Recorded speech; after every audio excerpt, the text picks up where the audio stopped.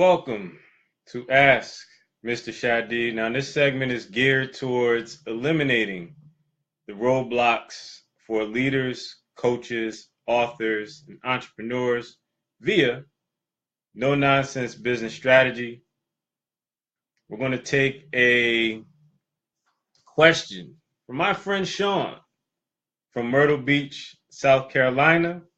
And like I said, this is Ask Mr. Shadid, Ask Shadid, where your roadblocks, your questions, your concerns are answered in a no-nonsense format. So Sean from Myrtle Beach, thank you for tuning in. Jeremy, thank you guys on Periscope for tuning in. And of course, Jeremy, it is about serving and bringing value. That's always the underlying foundation of what we do, as you know. So let's get into this question. Sean sent this through Facebook Messenger.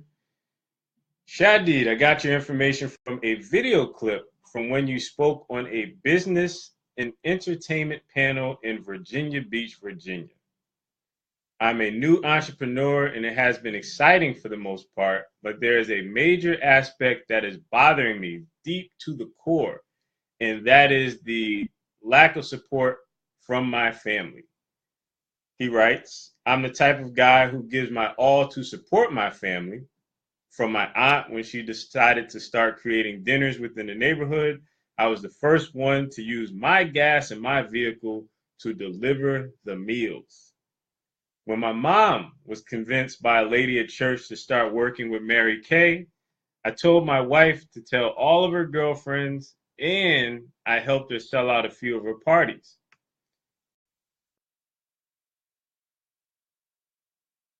Now that I'm starting up my business, I feel that the support isn't there. This is pretty bad.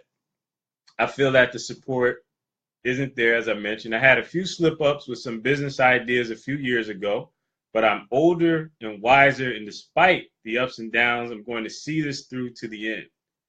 Sean's question is, what can I do to get my family to show me the same respect that I gave them? Why doesn't my family support me? For those of you who are just joining, this is Ask Shadi, where we provide no nonsense answers to common business questions to overcome roadblocks. Now, this is near and dear to my heart. Adam Jones just joined as well. Adam and I were both raised in families that were heavily geared towards entrepreneurship. We were groomed, so to speak, or were provided with early examples of entrepreneurship. And those seeds, although we both had jobs along the way, of course, have led to who we are today in terms of full-time entrepreneurs. Now, in Sean's case, Sean wrote this letter from Myrtle Beach. His whole situation is that he's starting his business and he's a new entrepreneur. He's had some entrepreneurial flirtations in the past where he wanted to start a business, but he had some false starts along the way. And he feels that because he's given to other people, other family members, his aunt had a business where she was cooking dinners within her neighborhood and, selling dinners to other families who are too busy to cook, and as well as his mom, who got involved with Mary Kay, and he told his wife to support the business and got it going, and he feels that his family is not supporting him in the same way. Now, he was admitting vulnerability in that he had a few entrepreneurial seizures in the past where he got serious about it and he stopped for whatever reason. And he's wondering, where's the reciprocity? Where's the love for my business and what I'm attempting to start? And for those of us who are raised in family business, this may be something that we can all relate to. And for those of you who have a business and you're wondering why your mom isn't supporting you, your family isn't supporting you, your dad is not taking you seriously, I'm going to share with you some insights from over 3 decades of being in family business. Make sure you guys share this video with your entrepreneurial network and your friends who are starting businesses, who currently run businesses, and they're wondering why the love just isn't there. I'm going to share with you some cold reality this afternoon. And in Sean's case, and for those of you who are watching this broadcast,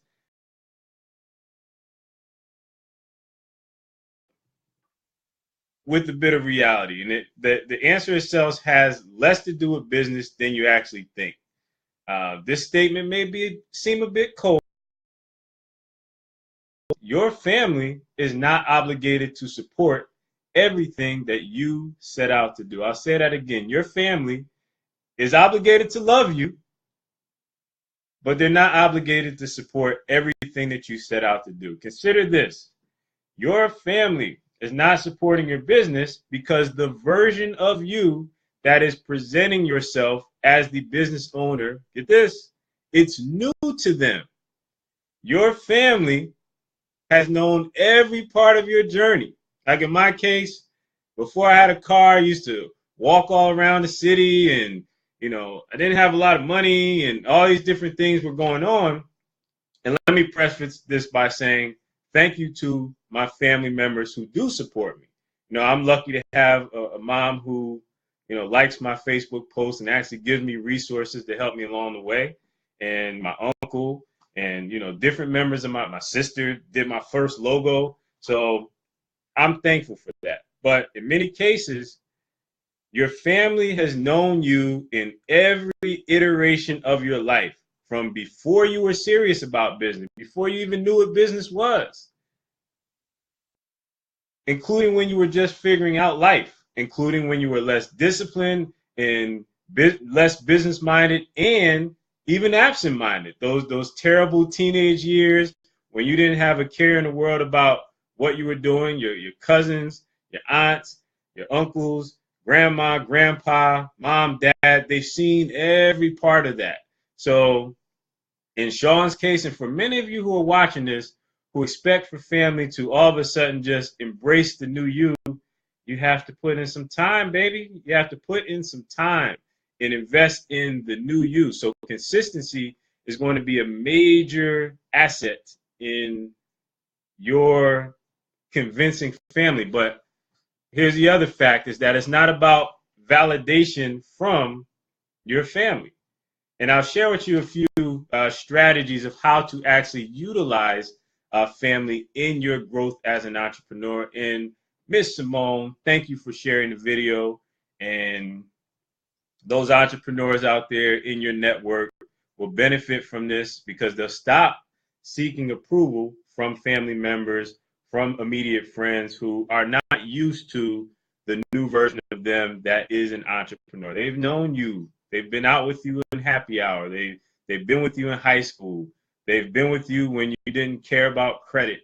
And now that you're serious about business, that is a new experience that they're going through. And I want you to keep that in mind and stop expecting your immediate network to carry you to greatness. So keep in mind that your family has known every part of your journey when you were less disciplined, less business minded. Now, my personal advice, from being raised in a family that has owned several businesses to this day, and that was the paradigm or the reality that I was raised in. And even I say, there's family members of mine who don't buy my courses or buy my products, or even ask other family members, how is this guy finding the missing $5,000 in businesses? What does he know about that? I have family members who do that, and God bless them, because again, this may be a new version of me that they're not used to. There's other versions of me that they are familiar with, and familiarity in the mind's challenge with accepting new versions of ourselves is very real. It's a very real thing. So no offense. So what you use your family for and your immediate friends for is for two reasons only. Starting out, until you build your consistency, two reasons. Pay attention to this. Referrals and feedback, if anything. Let me explain. Your family, even if they don't believe in your credibility or your business persona is new to them, they're great for testing out your mission statement and also sharing any coupons or discounts that you may have with their friends or colleagues. So practice your mission statement around your family. And when they start to kind of perk up and say, that's interesting, I know a person who would benefit from that, then you can give them a flyer and say, this is not for you, cousin Jim or cousin Mary or cousin Sue. This is for your friends and your network, your colleagues. Share this with them, not for you. Your job is just to refer. And continue that process. Don't go to your family for the immediate sale. There's so many people who get involved in multi-level marketing, which is a solid business strategy. It's an excellent way to learn sales. It's an excellent way to learn the inner structure of a business. I prefer building a brand first and then partnering with companies as an affiliate or a direct partner, a joint venture partner. But there's a lot that you can learn from it. The shortcomings of multi-level marketing that so many people go directly to friends and family, and you create an awkward vibe when you come around because you're always selling family. But if you come to family and you give them your mission statement and what you're seeking to accomplish, and then you preface that with saying, please share this with any friends or colleagues that may benefit from this information, it takes the pressure off of them in terms of feeling like they're going to be sold. Does that make sense? Hope it makes sense. And the second reason, or the second bucket or asset that your family is to be placed into, or your immediate friends are family as well, is the feedback loop. Which means your websites, your emails, your graphic designs, they're great for your family to review and give feedback to, provided that they're tech and business savvy. I'll give you an example. If your great aunt or grandma has a rotary phone in the home and has never heard of Photoshop ever in life, grandma or great aunt Sally, they're not the two people that you bring your graphic designs to. Now, if you wanted to find out how, let's say, seniors would benefit from it, then that would be relevant information. So keep that in mind. Check with the family members that are a bit more savvy if you want them to have feedback and provide you with feedback. That way, again, it's a low pressure way of utilizing family, not putting them in the direct line of fire for the sale, and reducing the awkward nature when you come around. Thank you for joining Gary Connection Radio. Connection Radio, it's a great show. I was on the show earlier this year. We had a great talk about tech and entrepreneurship, so on and so forth. Support Gary's platform. Great individual, great content. So the question becomes, how do you grow your business if your immediate friends and family are cut out of the equation? So you don't have friends and family anymore. What are you going to do? So number one, YouTube.com. YouTube is the world's #2 search engine for how-to information and resources. Your goal is to create quality videos that solve key problems for your target audience and upload content regularly to YouTube. You have the benefit of YouTube already being a platform where billions of people search for information on a daily basis. All you have to do is figure out who you want to serve and get into the mind of that particular individual or group of individuals and create videos that solve problems for that particular group. That's a great way to cut immediate friends and family out of it and reach a community that spans into billions of people, my friends. The second way that I will share with you, I have about 100, but I'm going to share 2 today for this particular broadcast, is Amazon Kindle. Now, we're going to use some repurposing strategies for this, so write this down. I want you to utilize the video content that you will have created as a result of your YouTube efforts and go to a website service such as www.rev.com, rev.com, and that's a service that will transcribe your videos into text amongst other services. So having this text professionally edited into Kindle format, which has its own unique format, and you have a cover design and you upload it free of charge to Amazon Kindle's platform. What will this do for you? What it'll do for you is boost your credibility around your target services and help to create a network outside of your friends and family that will support your business growth. Friends and family are great and wonderful, but they've known you all of your life, so do not expect for them to become raving fans because they have to get warmed up to the new version of yourself.